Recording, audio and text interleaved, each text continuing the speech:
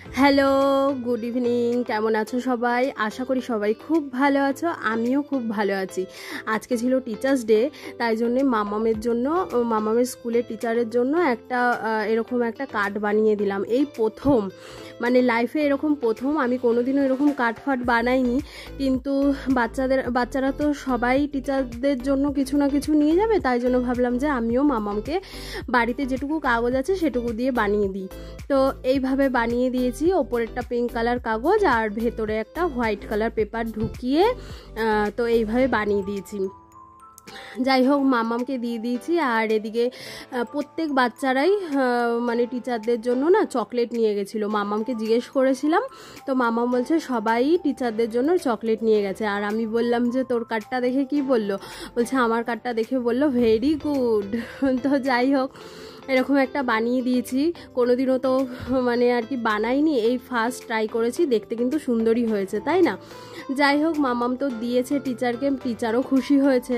আর এদিকে এটা হলো পরের দিন সকালবেলা, ওর স্কুল ছুটি ছিল, তাই জন্যে ব্রাশ ফ্রাশ করে এসেছে। ভাবলাম ওকে কি করে দেবো, তো ওই জন্য ভাবলাম একটুখানি সোয়াবিন দেখো গরম জলে ভিজিয়ে রেখেছি, পেঁয়াজ কেটেছি, একটুখানি ওকে ওই ম্যাগি বানিয়ে দেবো। ম্যাগি মানে ওই ইয়েলো কালার যে ম্যাগির প্যাকেটটা, ওটাই সব সময় খাওয়া হয়।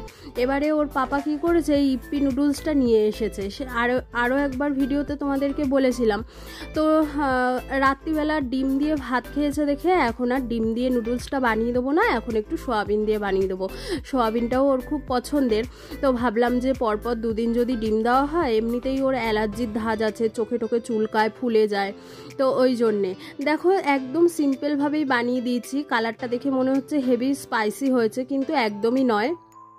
প্রথমে পেঁয়াজটাকে ভেজে নিয়েছি, আর মানে সদ্য ম্যাগিটা সোয়াবিনে দেবো দেখে, তাই জন্যে একটু গরম জল করে সোয়াবিনটা ভিজিয়ে রেখেছিলাম। আর পেঁয়াজটা ভাজা টাজা করে নিয়ে হালকা একটুখানি অল্প করে নুন দিয়েছি, হলুদ দিয়েছি, দিয়ে সোয়াবিনটা দিয়ে একটু নাড়াচাড়া করে জল দিয়ে তারপরে ওই ম্যাগিটাকে একদম পুরো গুঁড়ো গুঁড়ো করে তারপরে ওই জলের মধ্যে দিয়ে দিয়েছি। এবার আস্তে আস্তে এটা ফুটতে থাকুক, আর ম্যাগিটাও সিদ্ধ হয়ে যাবে, ব্যাস তাহলেই হয়ে যাবে। দেখে মনে হচ্ছে কত মশলা টশলা দিয়েছি, আর মশলা ম্যাগির যে মশলাটা ছিল সেই মশলাটা দিয়ে দিয়েছি দেখে এরকম কালার হয়েছে।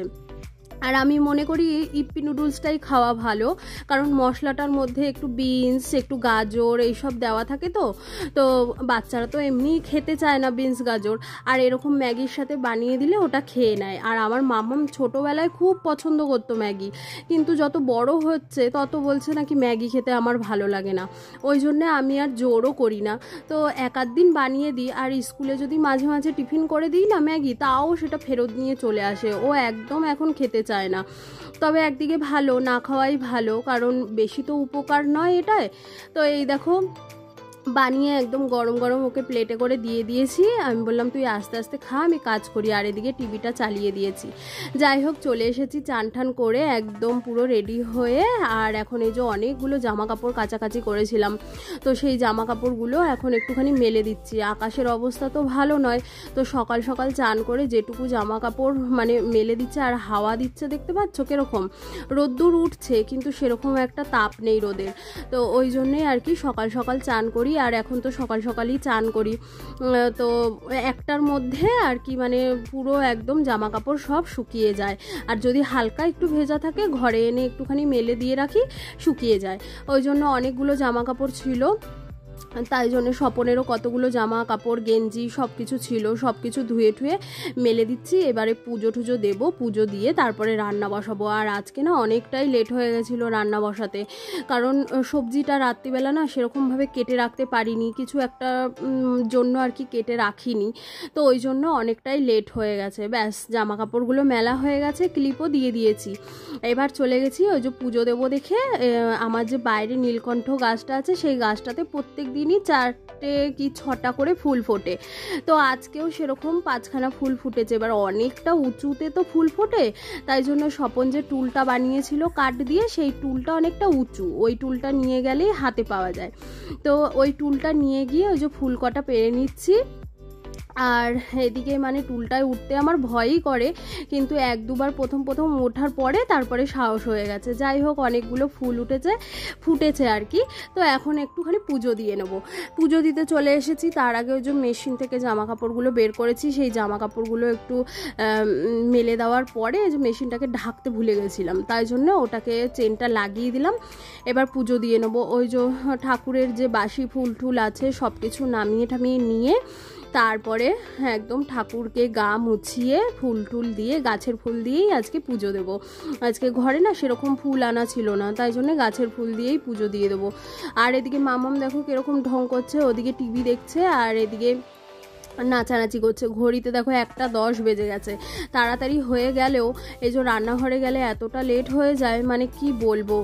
বিশেষ করে তরকারিটা যদি কাটা থাকে তাহলে কিন্তু রান্না করতে বেশি টাইম লাগে না, আর তরকারি আমার কাটা ছিল না, ওই জন্যে আজকে প্রচুর লেট হয়ে গেছে। তারপরে আবার স্বপন বাড়ি ছিল না, তো ওকে আবার ফোন করে জিজ্ঞেস করলাম ও দুপুরবেলা আসবে নাকি, খাবে নাকি। তো আমাকে বললো যে 10 মিনিট দাও। তো 10 মিনিট বাদে আবার ফোন করে, মানে ও যদি না আসতো তাহলে আমরা দুজনে কিছু একটা মানে সিদ্ধ ভাত করে খেয়ে নিতাম, তাহলে হয়ে যেত। কিন্তু ওকে ফোন করে জিজ্ঞেস করাতে ও আমাকে বললো 10 মিনিট দাও, আমি আসবো কিনা বলছি। ভালো কথা। তারপরে 10 মিনিট বাদে আমাকে ফোন করেছিল, ফোন করে তখন আমাকে বলল যে আমি আসবো। তো ওই জন্য আর একটু রান্নাবান্না করতে হলো। আর এদিকে দেখো আমি রান্না করছি, মামাম এদিকে কতগুলো তাস নিয়েছে, কড়াই নিয়েছে, ওর যে স্কুলের লাঞ্চ ব্যাগটা ওগুলো নিয়েছে, আবার একটা বাটিও আনতে গেছে। ওই দেখো, আমি বলছি কি করবি, বলছে রান্না করব। ও আর একা একা মানুষ তো কি করবে, খেলার জিনিস আর পায় না, তো ওই জন্যে তাসগুলো দিয়ে কড়াইয়ের মধ্যে দিয়ে রান্না করছে। এইভাবেই খেলুক। আর এদিকে আমি রান্না করেছি দেখো, রুই মাছের ঝাল করেছি, এখানে বেগুন ভেজেছি, আর এখানে কাঁচকলা দিয়ে আলু দিয়ে তরকারি করেছি, আর চাটনি করেছিলাম কালকে, সেই চাটনিটা রয়েছে, আর হাঁড়িতে তো ভাত। ব্যাস হয়ে গেছে, রান্নাবান্না কমপ্লিট। আর গ্যাস ফ্যাসগুলো পরে মুছবো, প্রচুর জোর খিদে পেয়ে গেছে। মামামকেও এখানে স্নান করিয়ে দিয়েছি, অনেক টাইমও হয়ে গেছে এই যে। আর স্বপন চলে এসছে, ও স্নান করে নিয়েছে। আর বাইরের অবস্থা তো ভালো নেই, বললামই, জামা কাপড়গুলো একদম শুকিয়ে গেছে। চলো খাওয়া দাওয়া করে নি, বিকেলবেলা আবার একটুখানি বেরোবো। সন্ধে হয়ে গেছে, সন্ধে পুজো দিয়ে একটুখানি বেরিয়েছি। জানোই তো গণেশ পুজো, আর আমাদের এখানে আমাদের ব্যাঙ্গালোরে তো গণেশ পুজো একদম মানে হেভি মতো হয়। তো এই জন্য দেখো আমাদের গলি দিয়ে বেরিয়েই এই যে তারপরে যে রাস্তাটা আছে, সেই রাস্তাটা দুধারে একদম সুন্দর করে লাইট লাগিয়েছে, টুনি লাইট। রাস্তাটা দেখতে ভীষণ ভালো লাগছে, কিন্তু এই গণেশ পুজো শেষ হয়ে গেলে ব্যাস আবার অন্ধকার। যাই হোক, এদিকে বাজারের দিকে চলে আসছি। আর আজকে তো বাজারে ভীষণ ভিড়। এই দেখো যাচ্ছি বাজারের দিকে, কিছু আমাদের মানে ওই সাবান ঠাবান কেনাকাটা ছিল ওইটুকুই, আর একটুখানি সবজি বাজার করার ছিল, তাই বাজারে আজকে গাড়ি নিয়ে ঢোকাই যাচ্ছে না, কত ভিড় দেখেছো। আর আজকে বাজারটা এত জমজমাট লাগছে ধারণার বাইরে। শুধু সবাই কলা গাছ কিনছে, তারপরে ঠাকুর মানে পুজো দেবে দেখে সেই ফুল মালা এইসব কিনছে। যাই হোক, এইদিকে দেখো কত কলা গাছ, আমসরা, দুব্ব, ঘাসের মালা, এইসব তো গণেশ পুজোতে লাগে, এইগুলো বিক্রি হচ্ছে। আর আজকে বাজারটা হেভি সুন্দর লাগছে, মানে রোজই এরকম থাকে, তবে রোজের তুলনায় আজকে যেন বেশি ভরা, খুব ভালো লাগছে। কত মানুষ হেঁটে বাজার করছে, কত মানুষ গাড়িতে করে বাজার করছে। যাই হোক, চলো আমাদের যেটুকু কাজ ছিল হয়ে গেছে। তো আজকের মতো এইটুকুই। সবাই ভালো থেকো, সুস্থ থেকো। কালকে দেখা হচ্ছে নতুন একটা ভিডিওর সঙ্গে। ভিডিও যদি ভালো লেগে থাকে অবশ্যই লাইক করো, কমেন্ট করো, আর চ্যানেলটাকে সাবস্ক্রাইব করে দিও। বাই।